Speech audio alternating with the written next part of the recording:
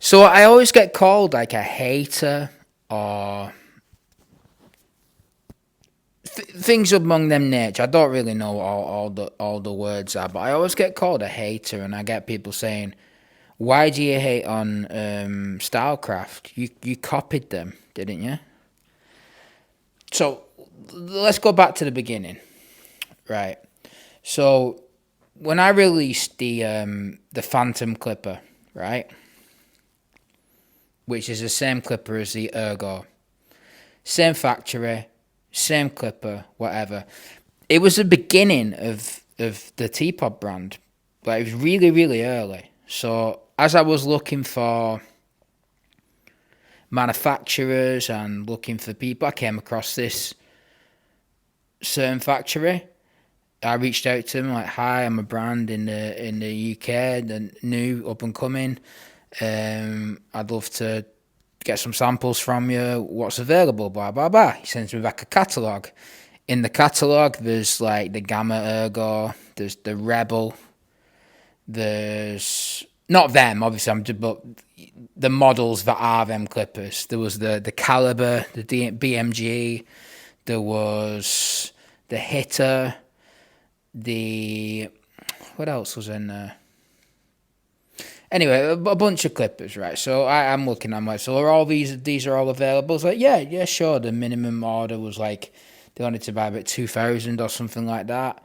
So like, cool, yeah, give us a sample of this, and this. So anyway, so I ended up going with the Ergo and the Evo, which were the Phantom and the Demon. Now, when I reached out to this factory, I didn't know what they had to offer. I didn't know. I didn't contact that factory thinking, I want the same machines as them. I just asked, what have you got available? What samples? So they send me a bunch of samples, tell me what they've got available, and I pick from them. It just so happens they're the same models. So the same factory sells them models. So great. So release them, and then we grew very, very quickly. And then from then, I got all the people always saying, you copied this, you copied that, you copied this, you copied that. When in reality, there's with that clipper, the Phantom or the Ergo, there's 20 brands worldwide who have that clipper out. Stylecraft weren't the first. In fact, they're not even the first in their own stable, like Gamma. They didn't even find the factory themselves. It's Gamma's factory. They just had some deal to work with them in the USA. So the thing with this is, to me, like, it's just stupid. So we bought them for the factory, and the factory's like, so we got a new project we're working on. Do you want samples? Yes, I want samples. Cool. Got the samples. That turned out to be the Goblin or the Instinct, and also the Flex and the Saber. That was their new machine. So we tried them. I hated the Flex, thought it looked like a spaceship, and I didn't like its performance. Thought it was mid and a bit plasticky, so I said no to that. The Saber, I liked it, but they had got exclusive on it. He decided to just give them the exclusive. The Goblin, the Vector, that was open to everyone. So yeah, I ordered. So I think it was like not even last, was it? Not this year, but the year before, like in February, I gave them a deposit. So I gave me a big deposit for this and all that stuff. And my deposit was $80,000 or 87, something like that. And to me at the time, bear in mind, I'm a barber, right? So I'm just coming out of barbering. And admittedly, I could make, 50,000 a year or something barbering, which is good for England. For the northwest of England, that's a good wage. Definitely a good wage. I'm not saying that, but what I'm saying to you is $87,000 on one order was an insane amount of money for me at that time. Like, ridiculous. As in, like, if I lost that, that was a bankruptcy. You know what I'm saying? It could be a bankruptcy, end of the business. It's a big risk. Like, it's not like the kind of like, it's not like a tiny amount of money that you just like whatever over. It's like, that would ruin my business. So we this is February, but we put this deposit down in February. So we're waiting for these models. Obviously, we're doing other things in the meantime, still promoting, still pushing our brand. But waiting for these things, wait, but push back. And anyway, it got to like end of November, early December, and it's like, right, they're going to be ready soon. We've got the colour samples, the boxes are done, blah, blah, blah. One note that I need to say about this. So originally, the Goblin was supposed to be black, green, and orange cover, right?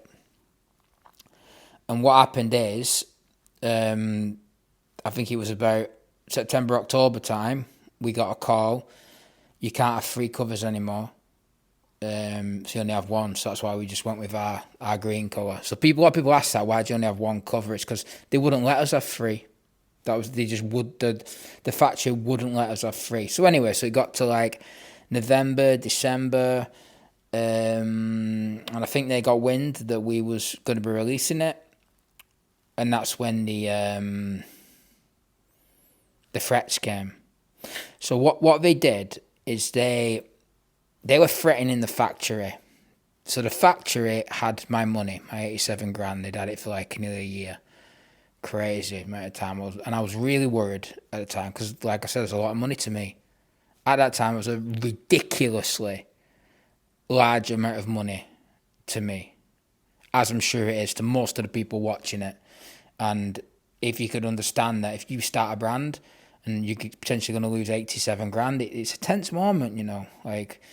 But so we was told by the factory, right, for whatever's happened behind there, because they're in together, aren't they, like that? So we're like this black sheep who's just selling to on the side. So whatever they arrange, we get told, one, we have to sell at a certain price, which is €200, which is about, I actually don't know the conversion in, but anyway, €200 at least we had to sell each item for, which in my opinion is fucking ridiculous because those machines aren't very expensive. They're really not expensive. I won't tell you the exact amount, but trust me, them machines are not expensive. And so we had to sell them for €200.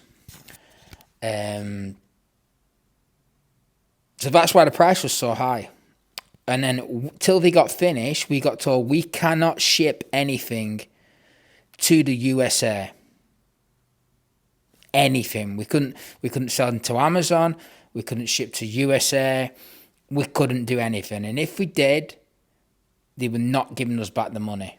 We'd be in breach of contract, even though there was no contract that said this, and they would lose the money.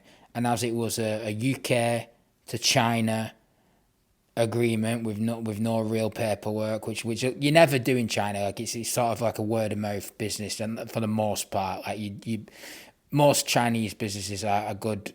Do it in good faith, and they're honourable and usually trustworthy. But occasionally you get shitbags like that. Never mind. But right, so they told us they told us that you can't ship to the USA or you're going to finger. So, and at the time I was speaking on a daily basis pretty much with Austin Russo via WhatsApp, and it was literally a game of chicken. It was a game of chicken, and I'd have long conversation where I said, look, I don't give a shit about your brand. I said, T-Pop is going to be huge, right? I won't cause you any trouble. I said, I literally won't cause you any trouble as long as you stay out of the business on the factory side and leave me to have one clipper and one trimmer. I said, totally happy to pay for a new mould so the appearance is different for the clipper and the trimmer. I offered that before all this, and he wanted war instead. Like the guy chose to make a war. So yeah, so there's this contract which I had to sign. So it was literally a game of chicken for months, and we got the goblins, right? So that's one order we got, and we're still waiting for thousands and thousands of other machines. So like I had these goblins, and if you remember, I couldn't ship them to the USA. So I was doing like secret shipping and different things, and they were like typing discount codes in and showing the factory that oh, you can have a discount code with Dr. Barber, and he's breaking the price agreement, blah blah. And we was having war every day, every single day. My agent in China was getting me out of it, and yeah, so that went on and on and on. And then one day it's like the goods are ready. The goods got on the truck. 2 days later, they're in our warehouse in China. I blocked Austin Russell and told him to fuck off because T-Pop does whatever he wants. I ship them goblins to the USA. I ship the phantoms. I ship the demons to the USA. I turn shipping on in the UK. And yeah, after that, I got lawsuits, just bullshit ones, which you could toilet paper on really, but just things bullying. But my point with all this is they made extreme efforts, and I don't even know if I've told this story very well, but they made extreme efforts to make sure I lost all my money and to make sure I lost all the business. And they wanted me to, part of the blackmail was I needed to sign a contract to say I would never sell anything to the USA or in the USA. So they wanted to cut off a part of my business. And if you hear from the video on Instagram, you know that my USA business is extremely successful, but literally beyond what I ever thought was possible. And I'm eternally grateful for everyone supporting me. And I will always be doing the offers, be doing the sales, be doing the prices, undercutting everyone by 50% because fuck them. And it's not all about like who can make the most money. It's like I've already made money, and in fact, I'll carry on doing the not for profit sales like I do on Amazon all the time. Like when I sell the slime for like $25 and things like that. Like I don't make profit off that, but fuck it, it spreads the brand and it's worked. So yeah, so in my opinion, anybody who supports that brand either doesn't have any morals or doesn't know the full story, because it's easy to blame me as the bad guy because come on, I wear a green ski mask and troll people for a living, and I'm not a real company, even though I sell shitloads of clippers as a company. But yeah, so it's easy to make me the bad guy, but I don't know. I'll let you decide. Like you've heard the story now, and you guys can decide what you think is right. Peace.